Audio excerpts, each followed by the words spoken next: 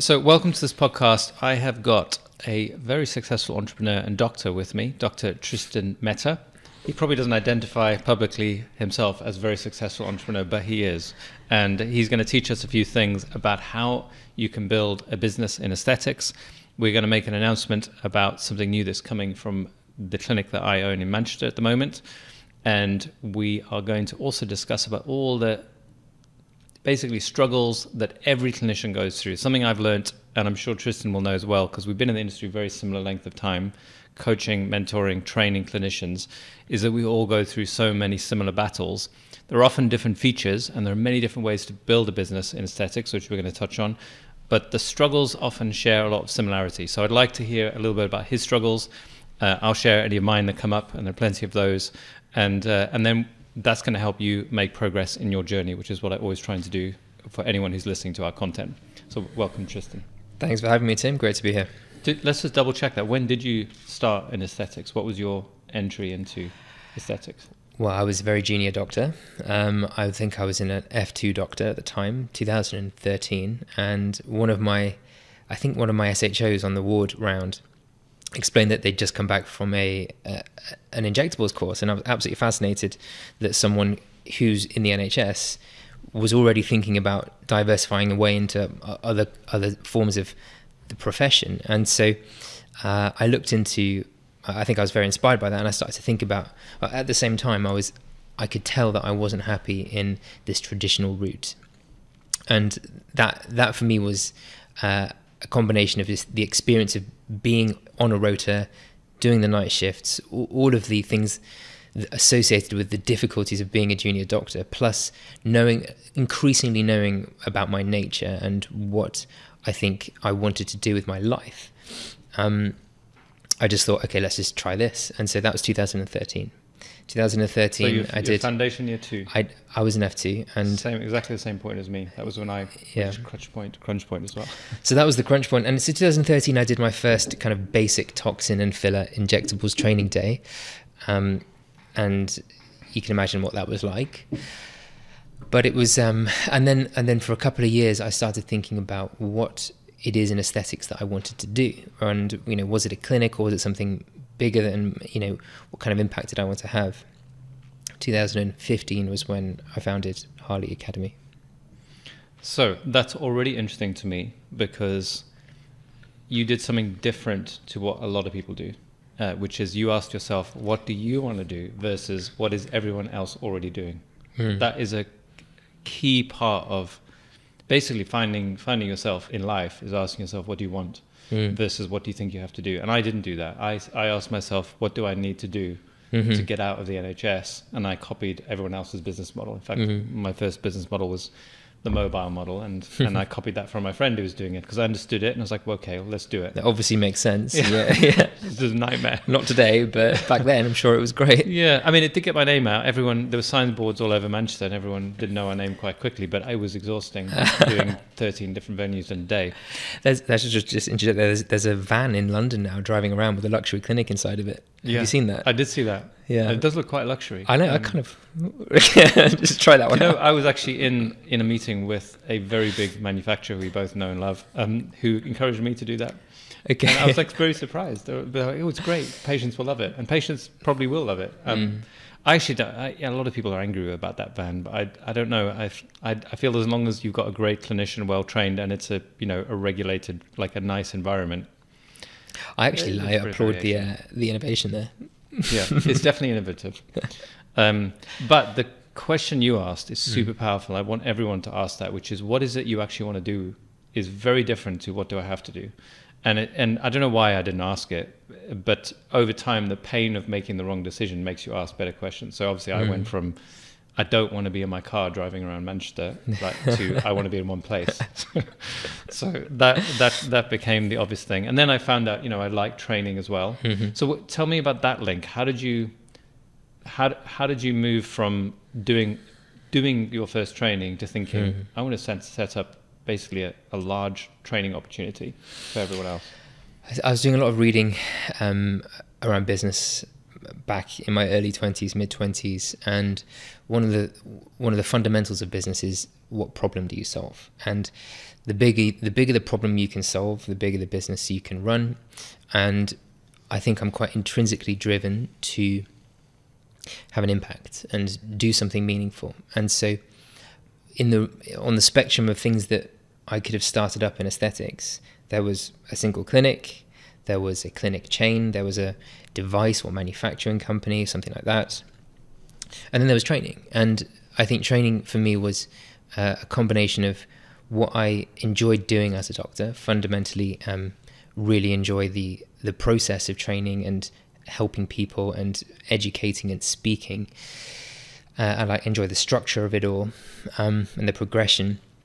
But also I find that it was a really important problem to solve in the space. And a lot of education that was done 10 years ago, and probably even today, was very obviously not aligned with the best interests of the patients. And so at the same time, the government had various reviews. It was looking at what should be, or what was recommended to be, the standard of training and education. And that was I was going to these summits in London, which was the Health Education England review, and I was learning about what the future was going to look like from a regulatory perspective.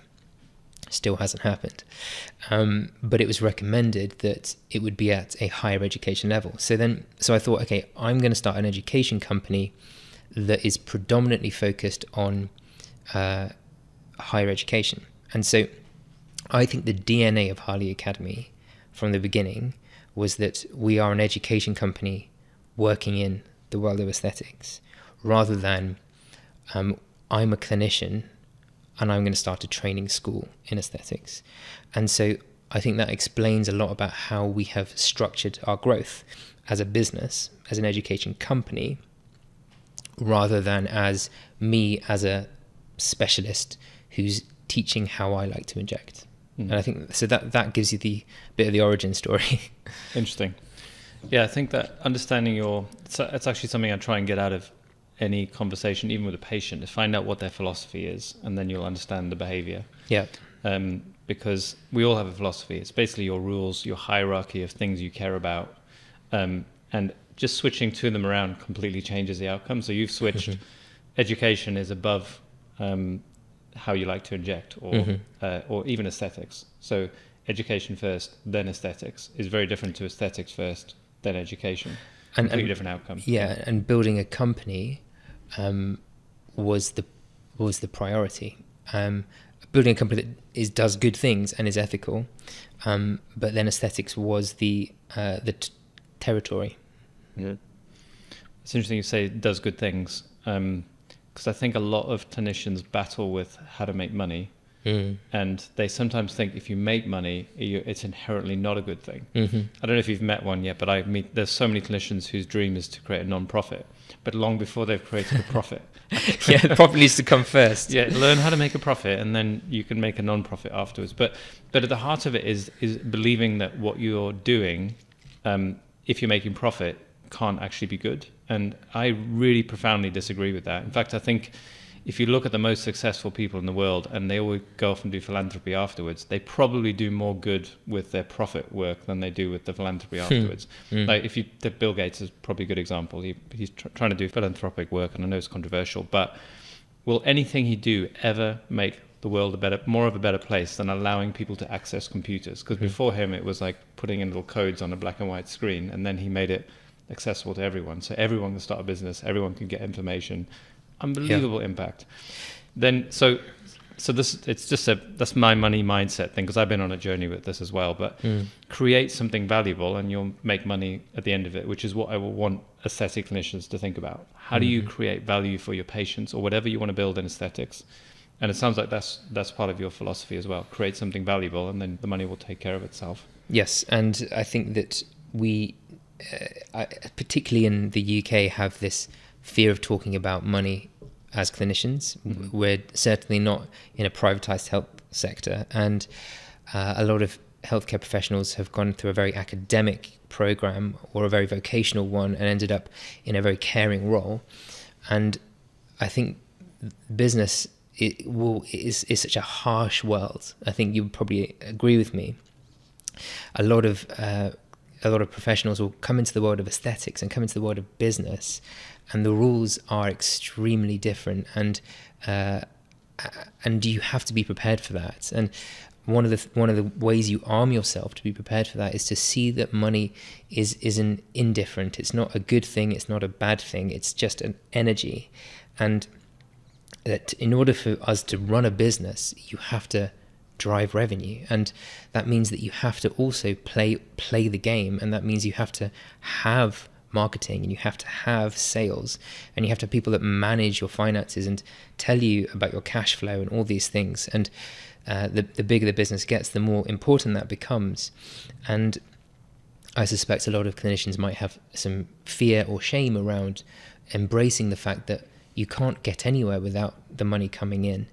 And so there's a real limitation there, I think, for professionals. And what I would reassure, like you just said, is the money will come when you deliver value, but also you can be assured yourself that you will, as long as your personal values are aligned, that you will do the right thing with that money that comes in within your business, and it won't corrupt you. It won't make you become this ruthless commercial person. You've just got to treat it as one of the key functions of a business.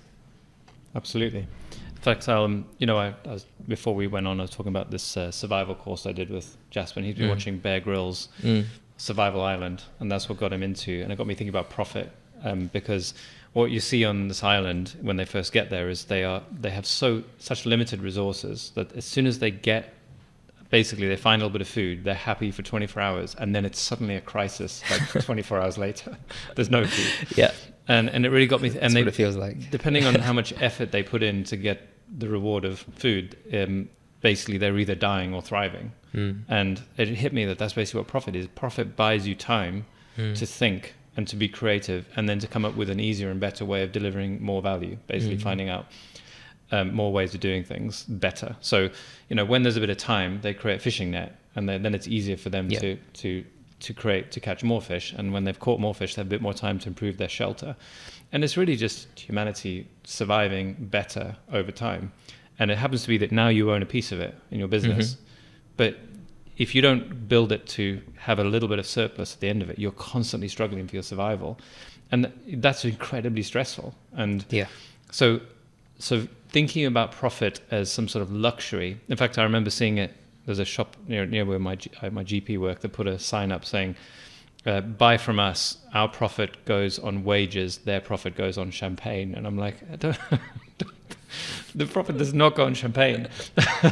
But that's the mindset people face. They think, it's like excess and I'm greedy if I've got profit. And actually, profit's just life. Like, it's energy, as you said. And it takes a while to get it. But once it clicks in your brain, that profit is an energy for you to basically think. It's time for you to, and then to innovate and to make things better for people.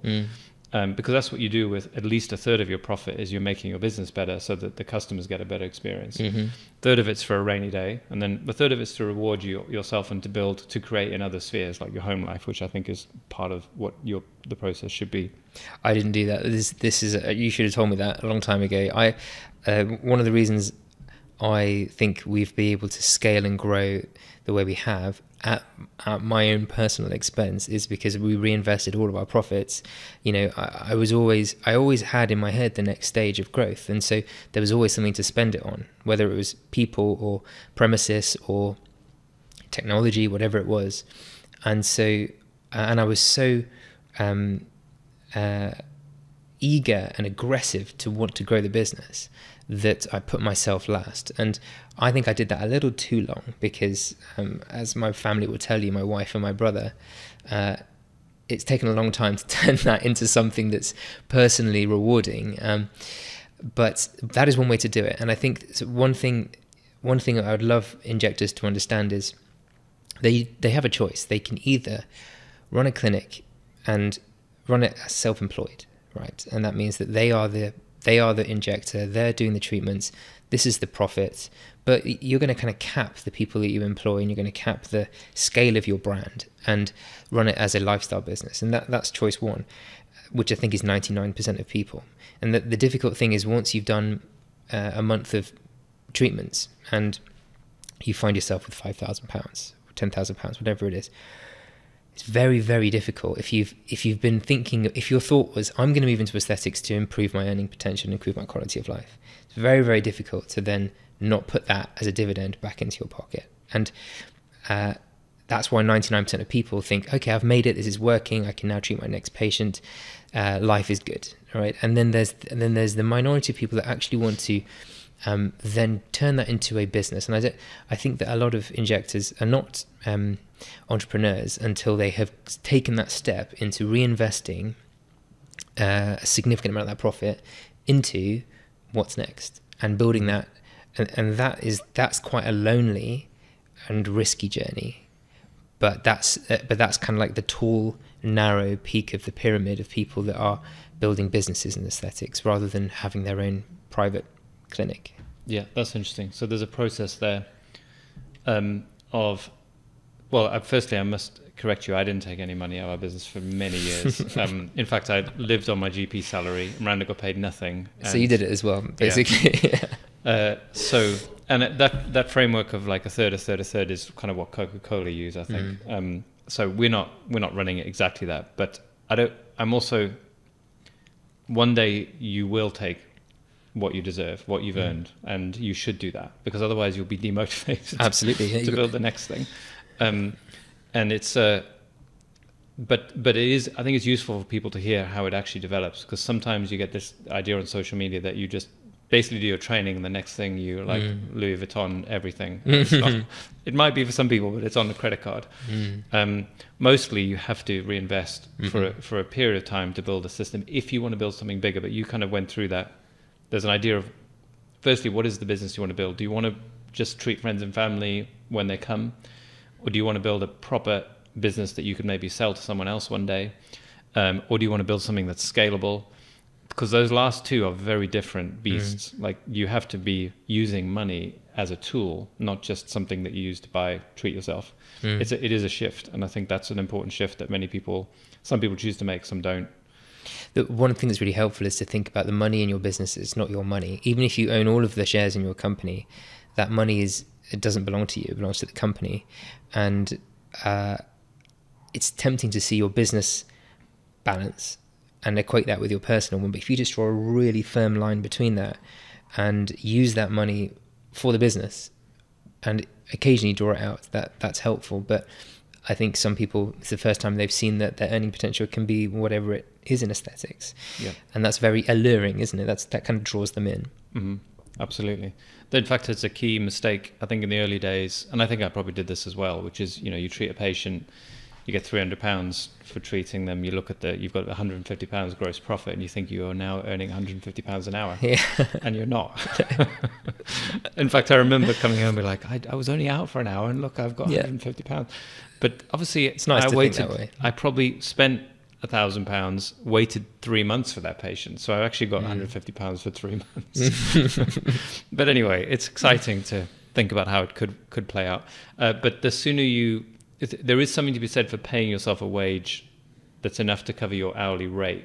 Because what I discovered was difficult when I started to get other clinicians involved is I hadn't included how much I cost in anything. So I was this magical free person who told himself he was earning a lot, but I was putting it all back into the business. And when I had to pay people, it hurt. If I'd at least said I would have had to pay someone and I included that in my pricing structure, I probably would have charged maybe sometimes different amounts, because you have to pay for another human if you want to build something that isn't you doing it all the time, which isn't wrong. If you want to build it around yourself, that's okay. But for many people, in fact, I'd say most people go through a phase of doing that, and then they say, I need someone else to help me. And if you haven't considered how much that person will cost, it can also be a painful period. So let's talk about what have you seen from clinicians who enter the industry? Because you've had, I think it's quite a unique approach, because you asked yourself that very important question, which I think everyone listening to this should ask. What do I want to do in this sector, if you want to be in this sector? But what do you see clinicians struggle with, and what advice would you like to give people in those? Let's think about it as the first 6 months, like your first entry point into the industry. I think the main thing I hear from people moving in now is their fear that they're too late or that it's oversaturated. And it's funny because when we started, I think I had the same fear myself. Yeah, I did as well. You think you're too late. You know, I've missed the boat. The party's already happened, and I'm going to have to catch up. And it's a bit like the stock market, where you see a stock's doing really well, and you think you've missed the growth. But actually, if something's doing well, then kind of invest in it, and it will continue. And I think that aesthetics is like that. And I think optically, a lot has changed because you can see the competition. You can see so much on Instagram and even on the high streets now. You can see all of these clinics, and so there's this sense that not only do you have the natural imposter syndrome of you and not knowing anything in aesthetics, and a lot of medical professionals only really apply themselves to things that they know they're good at or can do because that's how we're trained, because we want to be safe. And so they've got this steep learning curve ahead. They've got this fear that the market is saturated, and on top of that, they haven't got the skills or the knowledge about business, marketing, and sales. So that's a very real fear for people. And so I have some answers to those people, and they're very true answers as well. And I think it applied to me back when I started, and it applies to people that are starting now. So the first thing is that the market is significantly growing, and even though the UK economy is slower right now, I think previously there's something called the CAGR, the cumulative annual growth rate, and aesthetics has been pegged at around 15%, and that means that if a business is doing £100,000 a year of revenue from their market, then in year 2 they should do £115,000 just by doing the same thing, not even by growing. And so the interesting thing about growth rates like that is that over years it compounds dramatically. And so what we haven't yet seen is even close to the mainstream of what aesthetics will achieve as a market for the population that it serves. And that's because of various levels of resistance in the market to these treatments that are slowly being broken through. And so the thing that I think everyone should be optimistic about from a market perspective is that we're nowhere near the peak of the market, and the demand outstrips the supply even today. So even though, astonishingly, the volume of people getting trained to inject around the world is very high, even if you take your academy, our academy, all the different academies, there's hundreds of people a month, maybe thousands of people a month getting trained, learning how to inject. This would be a very broad base of the pyramid of injectors moving into the field. And so not all of those will ultimately become successful, but the reason for that is not because the opportunity isn't there or because the market isn't there, but I think they haven't been given a fair briefing of what to do or how to expect or how to manage their own expectations for that important 6 months that you mentioned. And so the first kind of myth is that the market is saturated, and the market is saturated with people that have done inappropriate levels of training and are expecting them to get rich quick, really quickly, and then drop out after 1 or 2 months of trying because they're completely unprepared for this. So that's where it's saturated. But where you've got this demand from patients looking for highly skilled, highly trained clinicians, if you ask the pharmaceutical companies that we speak to, they will say that we're currently not training enough injectors to deal with the emerging patient demand for treatments. And we do desperately need more highly skilled, highly trained, ethical practitioners in this field. And so the mindset that I really want people to have is that you're not competing with other people at the base of the pyramid that don't have the right skills or knowledge or mindset. You're going to be one of those that treat this as a specialty. And when you're in that frame of mind, I've never seen anyone who hasn't done the work and not been successful. It's like a 100% success rate of people that have applied themselves, trained properly, understood what the task is, and become successful. That's a really interesting point, the understanding what the task really is. Because if I reflect on my entry into this, I remember thinking, I'm a junior doctor, I feel trapped. The rota also pushed me out. I was like, I couldn't go on holiday back to South Africa for the first time since I emigrated because the rota was so inflexible. Yeah. And that was like, I need somewhere where I have autonomy. I can inject. Here's a thing where I need to inject. All I need to do is get the certificate and it will be fine. I had no idea. I mean, I often joke, I didn't even know what a nasolabial fold was. And I remember injecting it going, why am I injecting this piece of face if she looks normal to me? But I learned how to do the injection, and then I'm supposed to go and build a business off the back of it. Yeah. And I remember I actually quit on that day because I was like, I called Miranda, I was like, this isn't the right industry for me. They've told me I look old. I'm only 27. So anyway, but the task is so different from learning how to inject, but it's not a million miles away. That's your core technical element. But if you just understand beyond that first tier of like, can you hold a needle, is can you actually solve a problem and solve it well? There are not many people. That's why I totally agree with what you said. You kind of leave those initial people who just thought they needed to inject behind, and you enter this fray of people where the patients are desperate for someone who understands that it's okay to want to look better, like what beauty is, how to deliver it safely, how to manage not just the injection but the whole process. And those people, there are not that many of. So I think it's a brilliant point, which I've never actually heard said in that way, is that the real task at hand, if you can master that, there isn't much competition. If you're just going to be another injector who's done a one course, it is going to be hard because there's no way for the patients to see you as anything other than someone who's just done one injection or whatever. Yeah, and just to add to that, Tim, the technical aspect, there is obviously a spectrum of natural skill in terms of how successfully and well you can deliver a beautiful outcome.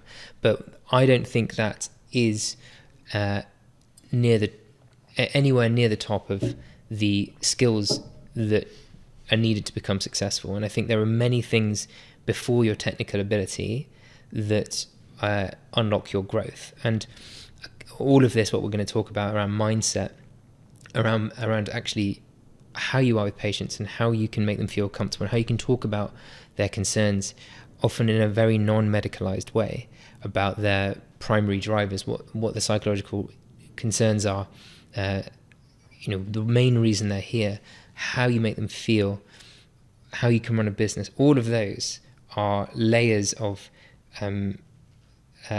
skill that come first beyond your technical ability. And there are people that are doing millions of pounds a year of revenue in very nice clinics that are not focused on their technical ability of injecting. And I think that's another error to make. And I feel the anxiety for people, and this is something maybe slightly controversial, but in our academy, I don't think we've ever had a nose filler course. As I said, we've just not done it. We think we will do eventually. But what I think the thing that bothers me is the anxiety I see from people once they've done their training and then they get along their way and they think, well, now I just need to keep learning new skills. Like I need to be able to do new techniques. And there's this anxiety to then move on to doing under eyes and noses because everyone else is, thinking that that's the reason that's blocking their growth. And that's not the reason that's blocking their growth. And I can name injectors, even in my own company, that are very successful, that have never treated a nose, never treated a forehead. And they won't. They don't need to. But they're not worried about their growth and their success. And so it's not a technical issue. I don't think we're dealing with a technical issue here. That's interesting. It's definitely there's a state. I think it's also a stage a lot of people go through of thinking your limiting factor is that you don't provide enough services. Yeah. So I did the same. I bought a laser, bought various bits of equipment, and then I didn't actually ever use it because I got it secondhand, which was a mistake as well. Because then I couldn't get training, and it sat there, and I paid for some training, and the training wasn't good, and then I was scared of using the device, and then I never used the device, and then it sat there for 2 years, and I sold it. So, but the mistake was right at the beginning, thinking if I had more services, I'd be more successful. And actually, I agree with you. It's absolutely not the case. If you can I often think one of the most underrated things, because it's not sexy, is just retention of a patient. How do you keep a patient happy for 10 years? In fact, my first ever patient still goes to the clinic. She's 16, 17 years later. And when I first treated her, I was objectively useless at what I was doing. I mean, obviously I got rid of her wrinkles, but I remember the crunching of the needle, because I hadn't learned like not to bash the needle on the bottom of the glass. But I was good at talking to her. I made her feel comfortable. I delivered a treatment, and when she needed a follow-up, which she inevitably did, I looked after her and I kept her going. And then I improved in between treatments. In fact, one of the things I remember asking me is, how long have you been doing it? And I remember thinking, you're my first patient. That's but I difficult. did train 3 months ago, so I'll say 3 months.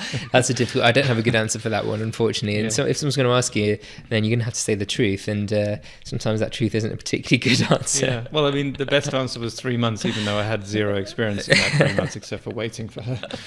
Anyway, it worked out fine. But as you rightfully said, the skill that kept her as a patient wasn't actually the technique. It was the communication, customer service, looking at responding appropriately to her, and then obviously learning to get better each time was important. Thankfully, I never had any complications, but I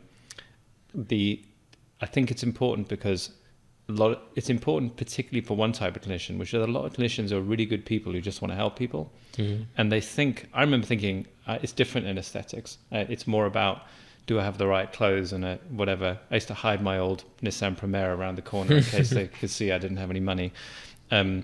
But really, they just want a human who cares about them, who's going to stick with them until they're happy. And actually, you don't have to be some sort of genius in order to create a happy patient. I think you should be safe, because that's obviously the far other end of the spectrum. But the obsession over knowing the latest technique is, it is unfortunately a lot of wasted. And also the latest procedural machine.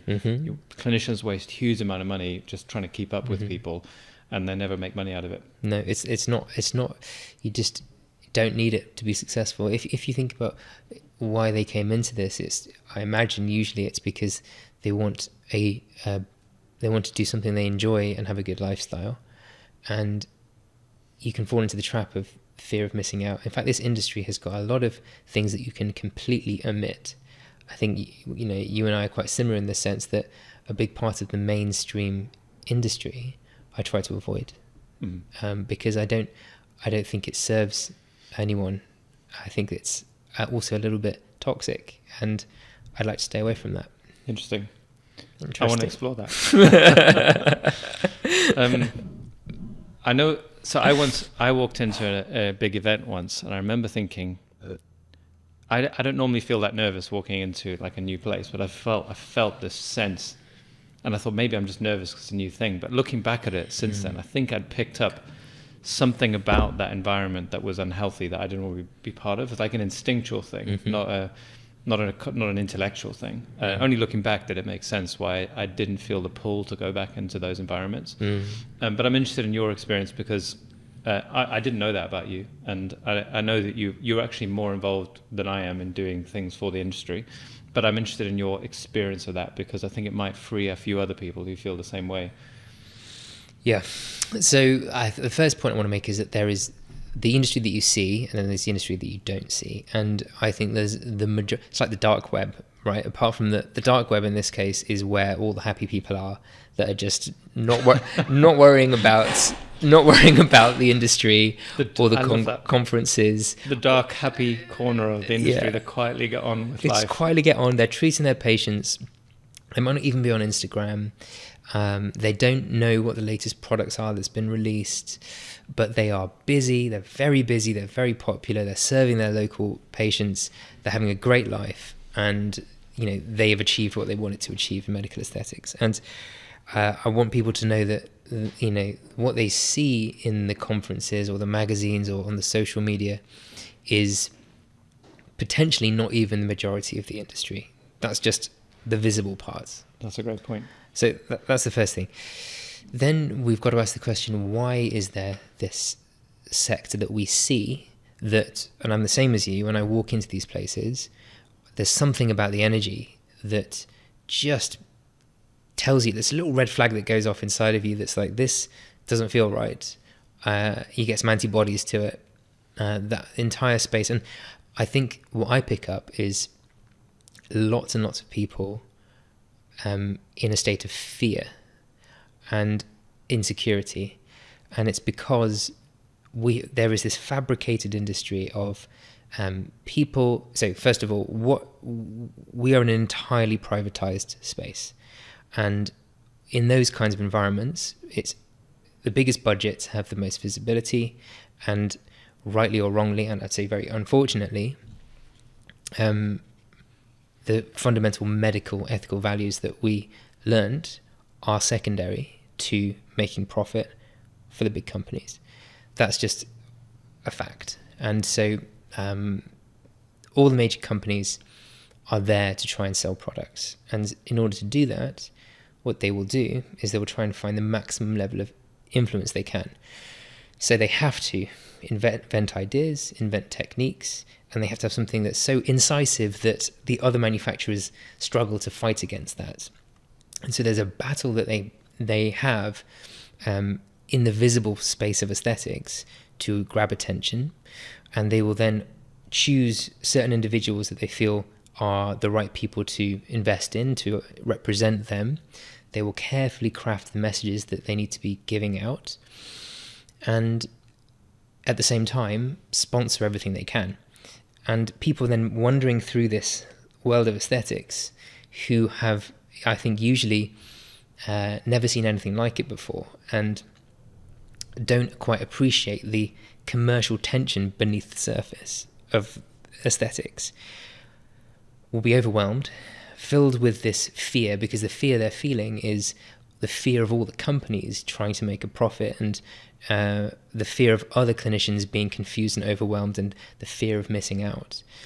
And that, I think, is what's creating this environment. And the thing that, and I know that when I speak to people, they won't say this necessarily publicly, but they all feel the same way, and that there is a very toxic part of this industry, but they feel like they have to play the game, because unless you play the game, you don't get the relationships with the companies or the relationships with the opportunities to do this, to get the right products or the discounts for your clinics and all these kinds of things. And so there's a sense that you have to play the game. And I just want to make the point that you don't have to play the game. You actually don't have to play the game. And I know that we're going to be on Instagram right now, but I deleted Instagram off my phone, I think, for 3 years. I sometimes compulsively downloaded it just to see if I had any messages, to see what's going on. But I want people to know that I grew a business without personally using Instagram to see, because I had to block off that signal from the rest of the industry and focus on the work that I had to do. And I had other people in my team that were doing all the marketing and things. But you can block it out, and you can not engage with the industry if you feel the same way that I think we have, which is that it doesn't feel right. Mm-hmm. I think that's a great point. And although we do a lot on social media, I often say to people exactly what we said already. There are so many successful clinics with no followers who are fully booked because they do other things really, really well. And I think the problem with social media generally is it's inherently almost narcissistic, because it's always filtered. Mm-hmm. You know, I never put pictures of my kids on Facebook when they are. I did put this on. He raked my front of my brand new car when he was 3. Just raked it. But you know, it's they often. It's always filtered, collated, airbrush, because why would you put the worst stories on? You can control it, so you would. So then someone who's going through all sorts of suffering and battling looks at this and thinks, oh, it's so easy for them, and they seem to be able to do it. And then they start to copy someone who, and actually you end up copying people. You have no idea whether they're successful or not. I often think it's a rookie mistake that we all make, is to look at your neighbor and copy, not knowing that they're actually struggling as well, and they don't know what they're doing. So you just get this explosion of average struggling clinics all copying each other. And the best thing you can do is exactly what you've described, which is focus on your customer. Like, actually listen to the people who phone you up and ask for help and make your product better. And it doesn't matter in fact, it's better not to look at your neighbor, because they're probably not doing it the way you're doing it. You're listening to the problem and trying to solve it. They're copying someone else. And you always, for some reason, we're evolved to think that they've got the secret. The secret is in your customer's head if you listen to them. Exactly. exactly right. And it's very intimate and it's very separate. It's like a relationship between you and the people that you serve, and it doesn't have to even make sense to people on the outside. No. I think that's great advice, and I think it's also very clinically relevant. I think if you're a good clinician, you listen to your patients and you find out what the problem is and you solve it. That's actually the heart of how to grow a business as well. Yep. Listen to your customers, find out how to solve it. Listen to your customers. You know, that's, unless your customer is the industry that you're having to engage with, then you can opt out. Yeah. And I agree with you with these. I realized with these big companies that they are not because of the individuals themselves, because I think the individuals are just like all of us. They're just people in a struggle trying to make a living. But they do, unfortunately, form a psychopathic structure because they need to do whatever it takes to get profit. And that's the structure that grows out of those incentives is inherently a bit psychopathic. They do what needs to be done to get the result that they want. And it's you can get chewed up, lied to, and spat out quite easily. I think you feel it. If you haven't felt it yet, like most clinicians at some point, they feel that from these, the bigger companies especially. Maybe not some of the smaller ones who have a bit more of a smaller feel, but it's very easy to feel like, oh, I'm really special. Oh no, I'm not special. Not at all. I also think that if it wasn't for the fact that we were working in a field of medicine, it would be a lot more tolerable. But the fact, one of the things that's difficult, and I speak to my brother Marcus about this a lot, is we're clearly working in a field where there's risk. And I think that the pursuit of trying to sell products and their R&D process and then selling products is at odds with sometimes the message of what you want to say to your patients and the kind of care you want to give to your patients. And the risk I'm talking about isn't actually necessarily the medical risk, but also like the psychological risk. Like what's badly underdeveloped in our field, although we have a few working ideas for what's going on, is the actual psychological impact of what we're doing and whether we're actually doing good for our patient. And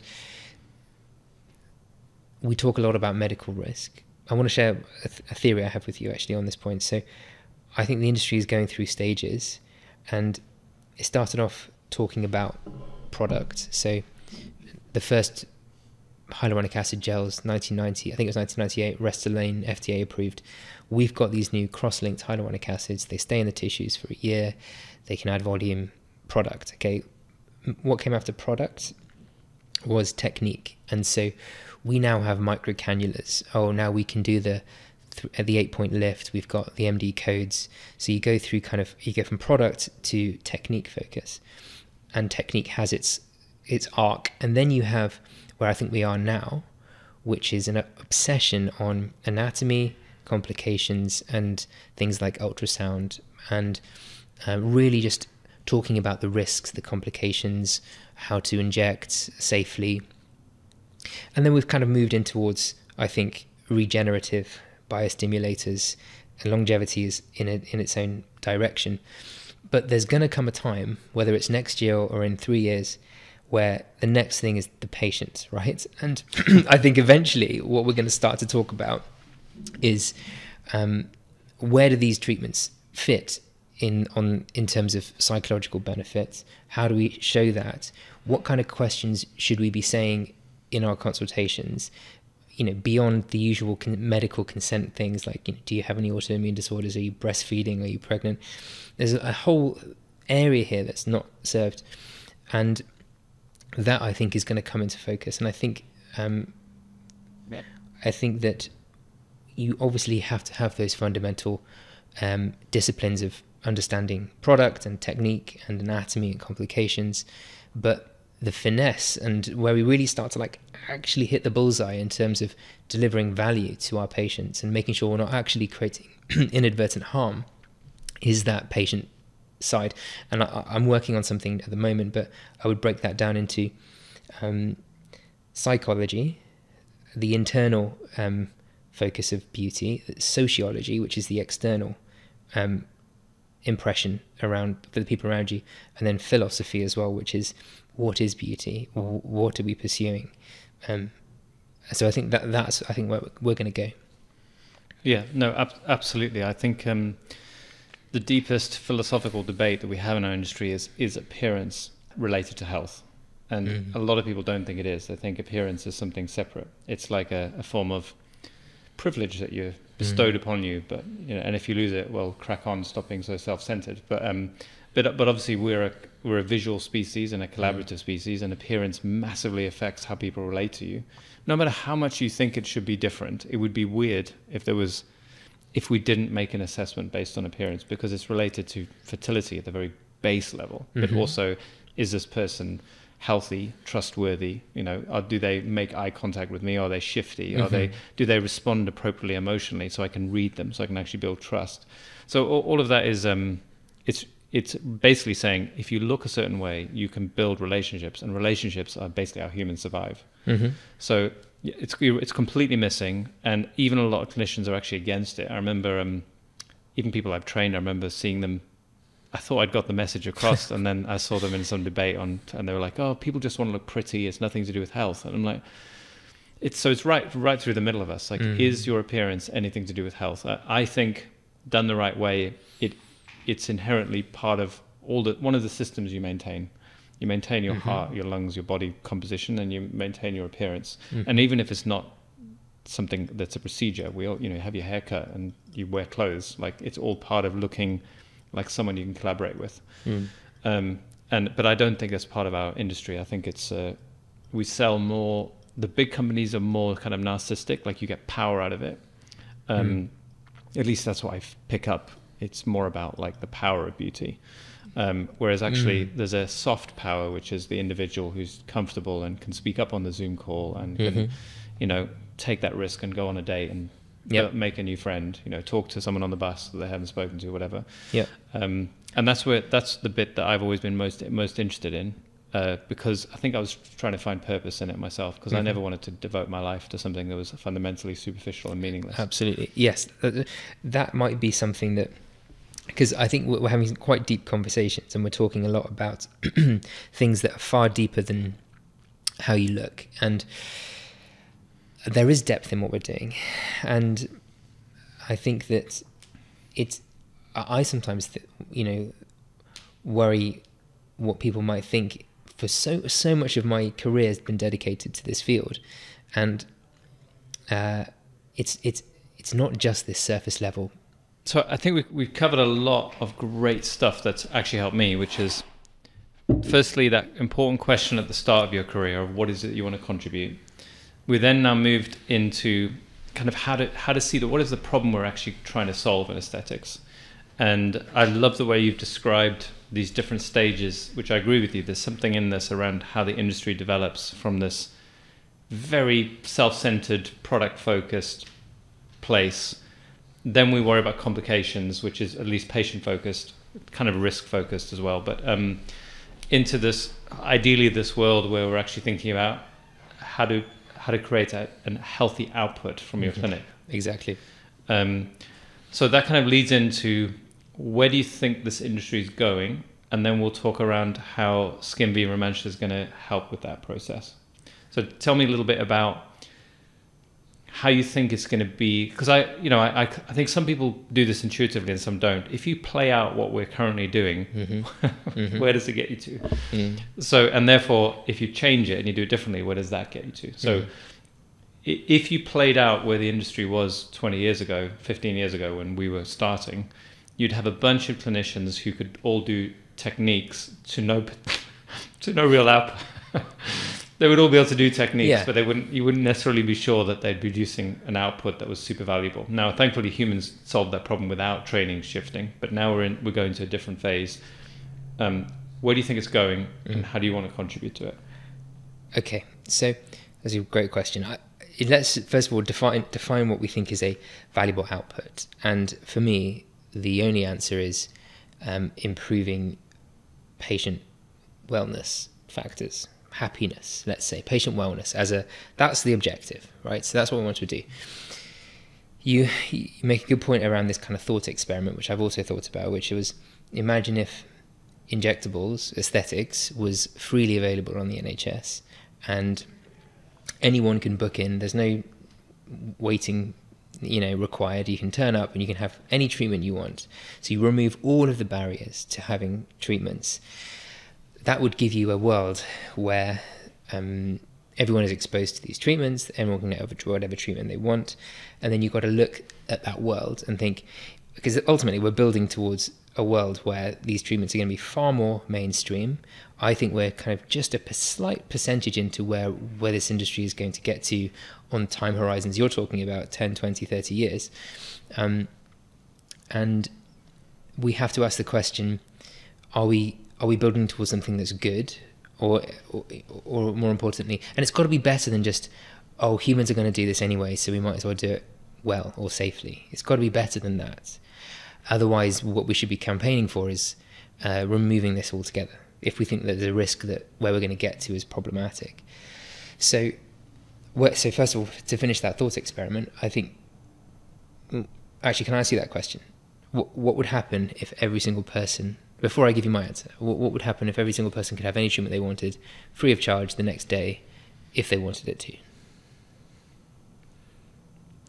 I think with good clinical oversight, you'd become more and more obsessed with what actually happened after the procedure, because obviously what you'd have complications that would occur, and then the NHS would have to look after those, and then they would want to justify that risk, and they'd be, well, what are we actually getting for this risk?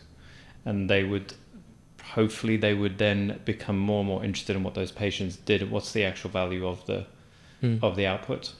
So they would then, in that question, what is the value of the output? I often use this example of clipping a dog's ears. Some people think their dog looks better with their ears clipped. The dog has no idea why this has been done to them, and it gets no benefit whatsoever. Poor dog. Yeah. But the human gets something out of it. So it's a bit like that. Like you'd want to be like, okay, your frown line's gone, but that's not enough. Why should we be taking the risk to treat your frown lines if every now and then someone gets a droopy eyelid we have to look after in the eye hospital? You'd want to see some evidence of a return, and so you'd become more psychologically minded as time went on. And hopefully what you'd realize is it's all about that how the human functions in their social group rather than whether their frown line's gone or not. So you're trying to improve psychosocial function. Yeah. I agree with that. I think where we will get to in this is that, as we know, with anything humans, we get something and then we normalize our level of baseline happiness to that new thing. So you move into a new house, everything feels wonderful, it's exciting, you feel like you've leveled up, and then 3 months later you wake up and there's another problem. And what you haven't achieved is a permanent improvement to your baseline happiness. You just have this homeostatic balance back to this is the new baseline. And so if you look at it philosophically, there's only a few certain things you need beyond your physical body to actually have an incremental level of sustained happiness. At that point, everything else just is part of this process that normalizes back to a baseline. And so what I think where we will get to is these treatments. I think there's a spectrum of patient drivers for what they're looking for. And on one end of the spectrum, it's insecurity. It's coming from a dark place. It's coming from a place of pain. And patients are looking to deal with certain issues, typically psychological issues, through having treatments. And I'm not saying that's wrong, I just don't think we know enough about that yet. And I think there's a lot of other modalities and interventions and processes that should be happening alongside that if that's where you are. So, and it's not black and white. So you're on this end of the spectrum. And then on the other end of the spectrum, you've got, let's say you're an enlightened person. You don't have this attachment to your identity, let's say, but you want to express into the world something, and it's part of your nature, it's part of your part of your character, let's say. And maybe when you get to the age of 45, 50, 55, you feel like in order to express that, you need to, rejuvenate yourself a little bit, or maybe you feel like what you're expressing on the outside is not how you feel on the inside, but it's not coming from a place of need or insecurity. It's coming from a place of true expression and something that you want for the joy of it. Let's say there's a joy and there's a peace with what you're trying to achieve. So that's how I see the spectrum. And given that we know that your average patient, they have a treatment, they might have a dopamine hit, or they might feel better, and then it will it will normalize, or it might, in some patients, it might go down again. It might swing up and down. I think what this field will do eventually, if we get society and civilization and people to a place of much more contentment, kind of very ideal minded here, but what would happen is these services are then intended for people to have these additional character traits, or these different levels of expression that they want to express from a goods place, and clinicians are able to discern between those patients that are having treatments that are doing it, and we don't know if we're making things worse or not, right? So I think that it's part of a much more holistic approach to what the patient is looking for, and it's what's really obvious to me is that when you're focusing on kind of like, this is the technique to treat the temple, or this is how you treat the nasolabial fold, we're looking at it in this minuscule detail of a certain technique that's part of this much bigger picture. And so where I think this industry is going, to answer your question, is that we're going to move away from looking at training in specific parts of this picture, and we're going to be able to comprehend the specialty as a whole. We're going to look at what that means for patients and what the skills are actually needed for you to deliver actual value to your patients.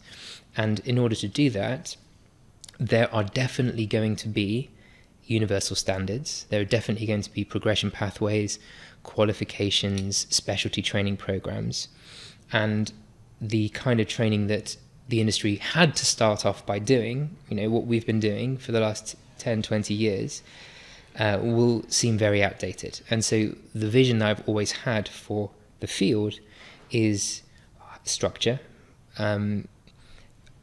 acknowledging what we don't know, committing to understanding it better, and having some sense of a universal approach to medical aesthetics. I think it's really interesting. It's the first time I've heard you say that around certainly in recent years, in this podcast you have, but the building in that whole functional human element into what people come to think of as aesthetics, that would completely change the field, really, because the honest truth is most people out there think you inject people who either want to look done for status reasons, because there's that whole element, or they're insecure, and they shouldn't be insecure anyway. They should just somehow be comfortable in their skin. And that makes aesthetics this kind of festering, problematic area in some people's minds. Now, if you do it the way I think you and I practice, it's not that, and it goes off my back like duck's water, as my mum would say, when people say that I do that, because I know that what I'm really doing is more what we're talking about. But I don't think the field is known as that. So to create a shift in the culture where people's indoctrination or training, let's call it, as they come into the industry, was you are now optimizing human interaction through the modality of appearance. You're an expert on human connection through appearance. That's totally different from you're learning how to inject this product into people because they really want it and you can make some money. Totally different. Yeah. Totally different. And the industry as we describe it isn't saying that message either. They're saying this product is great for this. And so then you just become this person that's doing a product and doing a technique and not thinking about that, what that means. I think that's just, let's touch on product one last time before we talk about the Skin Beaver training clinic.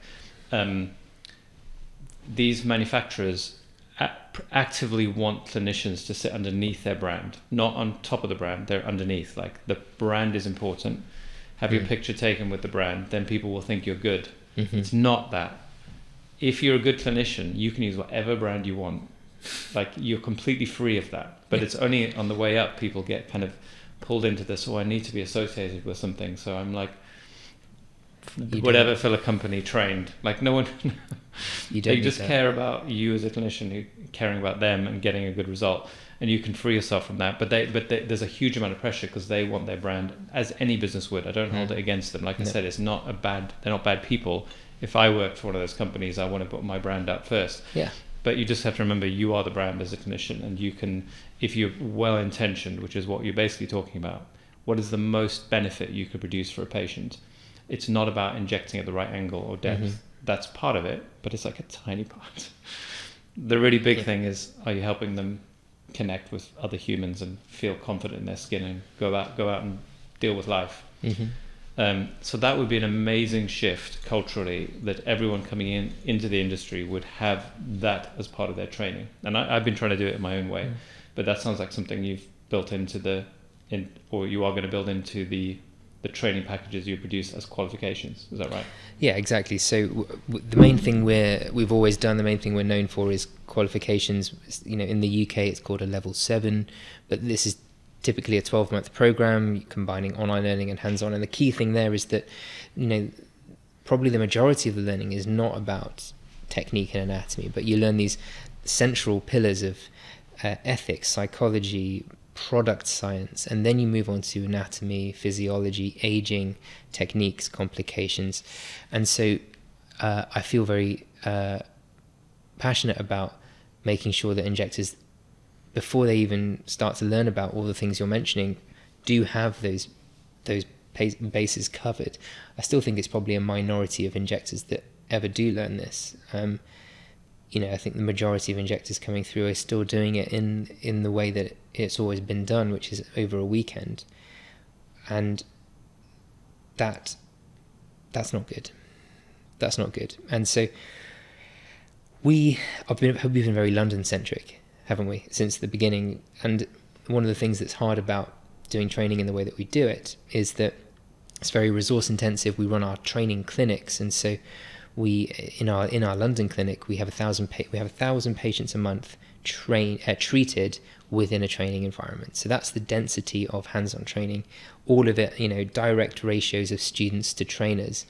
And we've tried previously to try and break out of London, but what we can't control is the quality. We can't manage the team as effectively, and our trainers are salaried, so we don't have staff who are freelancers. Everyone for us is on payroll an X number of days a week. Sometimes it's full time, sometimes it's down to 2 days a week, 3 days a week. And so what we've built is a real machine down in London, and we don't actually get to serve a huge part of the market, which is in the north. And so that's why we wanted to have a conversation about Manchester. Yeah. And that's the next phase for SkinViva training, is to build what you've already built with qualifications into basically a much more comprehensive and systematic approach that actually spits out a qualification at the end of it, which is very different to training. Most clinicians do training, and it essentially gives you the skills if you're adequately. Obviously, we would never train anyone who wasn't medical, but that medical qualification now has an additional, like you do with the various medical qualifications you can bolt on in medicine as well, but this now becomes an aesthetic qualification, which also is going to give you much more certainty in terms of industry changing, because it is the benchmark. That's an important point to make as well. Yes, everything that we've done since the beginning was best attempts to match to whatever government standard is available, and so that at the moment is a JCCP approved qualification that is currently lined up to be mapped to whatever licensing standard the government comes out with whenever they come out with it. And so the idea is that, you know, I've always had a high opinion of what you do and what, therefore, also what SkinViva has done. And so we are really keen to build a base of Harley Academy in the Northwest. And so working with SkinViva to deliver that, working, you know, with your legacy and taking that forward and integrating it into our processes is a fantastic step forward. And I think it's that question of how's this going to play out in the future. To me, it feels, and we actually collaborated on level 7 a few years ago as well. I can't remember what happened. I think it was COVID. I think COVID just killed it. Yeah. So, but in terms of the future and what would be best for everyone in the industry, I think getting behind this more validated approach, where you're actually going to hold something that's university level, will give certainty to the industry, and also just set something for people to aspire to, rather than the kind of quick and easy approach, which ends up in disappointment. I think the truth is, if you think you can do one course, you know, we run my mastery program and various things that are much more comprehensive, but a lot of training in the UK is basically come and do it all in 24 hours, 40 hours of training if you're lucky. It's actually quite often 2 days, everything. And you leave and you instantly know the next time you see a patient that you don't know what you're doing. That was guaranteed. Yeah. Isn't it? And people feel it viscerally, and sometimes they blame themselves. They're like, I did my training, but there's no way I'm going to do any of that. And actually that's because you need basically a more comprehensive approach, more time. Unfortunately, like I think a lot of people wish they still want it to be like 599, as if you can, because if you think about the skills you've developed and the skills I've developed, I can probably by myself generate a couple of £1 million a year injecting if I was if I wanted to go down that route. You're not going to get that for £600. Like you, you need to get that foundational set of skills that allow you to, as a bedrock, build upon that and build a really successful business. But it's something that's worth, it's an investment, isn't it? It is. And I think we just have to make the point here around the difference between toxin and fillers. I think that with toxin, you do 10, you do 20, you're probably going to get a good result thereafter, and you will get better over time, but the learning curve kind of quite quickly gets you the majority of the understanding quite quickly. Let's say your first 100 patients and you're feeling very good. The thing with fillers, and I think this is why it's strange that they're bunched together as skills, because as you know very well, not only are the risks very different and higher, but also you'll have treated 100 patients with filler and you will still feel underconfident. And so the idea that you could learn this, particularly fillers, over 1 or 2 days is so far away from being fit for purpose that, I mean, even after treating 40 patients through a diploma with Harley Academy, injectors come out and they say, I wish I could have done some more fillers, because it's this skill that is just so, I'd say it's very analog, such an analog skill. You've got so many variables going on and so much to have in your head. And even after doing this for 10 years, I'm still getting better and learning, thousands of fillers later. So they're very different things. And I'm looking forward to helping bring some structure and clarity to a lot of injectors in the north of England who have never been able to come to London or didn't want to come to London, and working with you to really kind of get it out there. Yeah, I think one of the hardest things for new injectors is getting that throughput. Getting 40 patients is a lot. Most training experiences do not include anywhere near that. So the ability to actually expose what I call your inner animal, like that part of you that's quite emotional, needs something. You need to go through those processes enough to just feel like, okay, I'm not going to die if I try this. No one's going to get hurt if I follow the basics. That platform is extremely valuable, and I think more people, especially with the right surrounding education and all the stuff that I love, which I think is so important, like to have that built into your training, that there's a purpose to it, it's going to help patients. That I always talk about that little part of many clinicians when they're 6 years old, they want to be the one to put the plaster on their brother, they want to help people, and if you sometimes think you have to leave that behind going to aesthetics. I think I did for a short time, and then I was like, well, I'm not even going to do it if I don't feel like I'm helping people. So I developed my own ways of doing that. But I think it'd be wonderful to introduce people with a really heavy dose of that alongside a good amount of practical training. Yeah. And then a qualification that will give you that validation going forward. Which I think is the way it's going to happen in every country going forward. So I think that the reality is most people, 95%, 99% of injectors in the UK have self-declared that they are safe. That's what they've done. They've done a course where there isn't really a pass or fail criteria, and they've got insurance and they've said, I am safe. And there's nowhere else in healthcare or even any form of public risk where there isn't some form of external approval or verification process. So it's just a really obvious gap to me that's going to close. And so yeah, structured training is the way. So what'll this mean for patients in sort of 10 years time? What do you think how do you think it'll change the experience of the average patient who just walks into a clinic that's on a corner around the house from where they work or whatever? I'm not sure if 10 years is long enough, then hopefully that person that's about to see them has got a very good grounding in all of the tangential required pillars of knowledge before talking about the actual treatment itself. So it actually might be more interesting to think about what happens today if someone walks through the clinic with someone who's been trained in the way that you're speaking and in this philosophy that we both agree on, versus someone who hasn't, but maybe has somehow got good at marketing. What's the difference for a patient in those two environments? So let's imagine you're a patient and I've been trained, and we'll do two little scenarios. The first one is I've done my weekend course. Okay, you've seen my list of treatments. You're coming for your lip filler treatment, £300, and you're saying, Tristan, I'd love some lip fillers. Okay, great. Here's a consent form. These are all the risks. Okay, we sign those. I make sure you're fit, well, you're a good candidate. Jump on the couch and I'll give you a beautiful treatment. You're really, really happy. Pay me the money, give you some aftercare, off you go, right? That's what's happening, right? And I know that's what's happening right now. Then 5 months later, you come back and you were really happy with your treatment, but actually someone down the road is £250, right?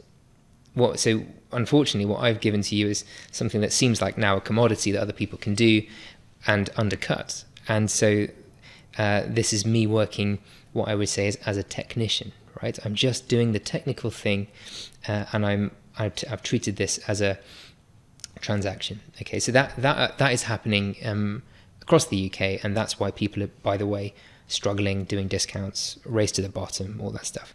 And then what I talk about when people graduate from a qualification, when they're training with us, is they're focused on being a specialist. And so here's the difference, right? So you would come in, you'd sit there and say, hi, Tim, I'm going to do your lips today. And then we're going to take a history, right? So we're going to have a conversation about why it is that you want your lips being treated. We're going to understand your drivers for that, how long it's been a concern for you.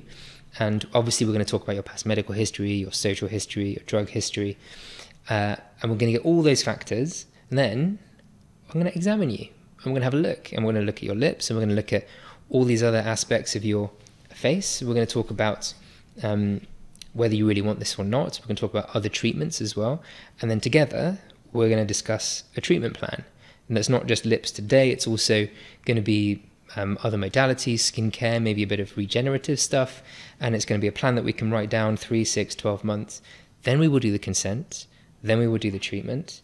And then you will go. And the only way I can do that version of aesthetics, working as a specialist, is if I actually know what I'm talking about, and as I've actually gone through a program where I'm treating this as a medical specialty and not as a little transactional thing. And then you're going to go away and you're going to think, well, I've got a plan now, and also I've got a relationship, and I'm going to tell my friends, and that is how I then stand out, become successful, word of mouth, etc. And that's also why I won't have to do any discounts. And so there's a very direct correlation between being trained in a structured, ethical, higher education way and how you actually see your practice as working as a specialist. And so it starts from ground zero of, have I learned how to do a weekend training to do a transaction, or have I committed to learning a new field and a new specialty? And so to come back to your question, if there's more of the kind of training that we're now embarking on, I think that will be much more like what treatments are like, and it will be less and less of the commoditization and the transactions. And I think as a clinician, if you're thinking about getting into the industry, it's really important to understand how painful it is to be a commodity. Like, it is dehumanizing, to be honest, when a patient goes, oh, I can get it cheaper elsewhere. Like, you just feel so useless when that happens. And I actually think it's almost a rite of passage. I think when I was first trained, I probably started a bit like that. I thought my job was to inject. I didn't really think about, I wasn't taught any of the other stuff. So you go through a phase, and then if you're reflective, you figure out, I want to do more. And that can get a lot of people out of it. But I call it the vending machine approach. So no one is loyal to a vending machine. Imagine how ridiculous it would be to think, oh, I only get my crisps from this one vending machine. That's exactly what it's like. Yeah. So you need to do something that makes your experience, and it will be unique if you're bolting your products and services through a good consultation. It's necessarily unique because you're a unique clinician, they're a unique patient. The experience is built so uniquely around what they tell you and how you respond to it. They can't then go and compare that to anything else. It's now someone who knows them. It's like someone who's on your side, a friend who understands your needs and wants to solve the problem. You can't just go and get another one of those. No. So there's a huge amount to be gained by going into this industry thinking I'm going to be that kind of clinician, rather than I'm going to learn how to stick needles into the Proceris, because that's not your central skill. That's just a tool. And you're very good at teaching all those skills that they need to learn. But that's additive to their broad fundamental knowledge, that there's no shortcuts, right? I think people want shortcuts. They want to be able to make a quick return on investment. They want to de-risk their investment. And I'm sure you see the same. Like now when you see a patient, before they've even sat down, you kind of got a plan. You kind of know where you're going with it. You know, ready to do that. And that's because you've seen thousands of faces. You've done all of this. And you couldn't do that in the first year. You couldn't actually intuit the plan. And that's a good example of like, there is no shortcuts. It just takes time. And when it comes to working in a medical specialty like this, you should see it as any other branch that you're going down, in that it's going to take years. There's lots of new skills to learn, the sales, the marketing, the business skills included. And that if you're looking for a shortcut, you'll be disappointed, but it's worth it. I think the desire for a shortcut is there for all of us. I remember on my first training, I shopped high and low for a course that would include lips as well as nasolabial folds. And lo and behold, came out of it not able to do any of it. Yeah. And I complained and had to do more training. And anyway, it's a long story, but eventually got to the point where I could do some basic stuff.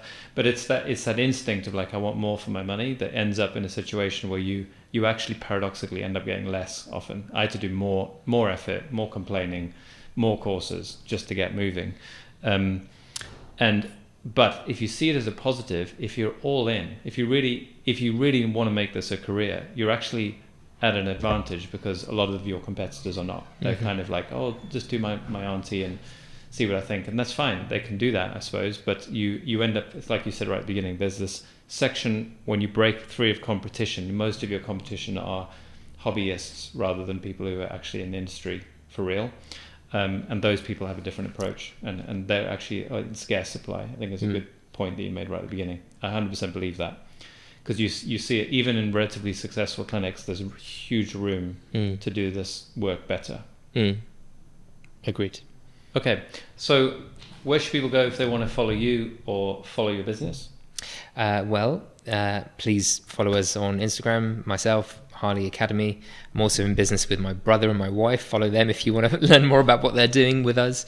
And obviously Skin Viva training in Manchester is now going to be part of the Harley Academy group, and we will slowly be working with the team in Skin Viva, who are really excited to be part of this development. Great. So multiple places you can follow. If you want to do practical training in the Northwest, it's Skin Viva. And if you want to learn more about the whole Harley movement and the Academy, then all of those other places. That's great. So if you're interested in training, make sure you click the link that will be in my bio when this first comes out, or you follow Harley Academy, and they will also have various resources, in fact a huge amount of resources that you can find online that will help you in your aesthetics training journey. All right, Tim. Thank you very much. Thank you, Tristan. Great to be here. Thank you.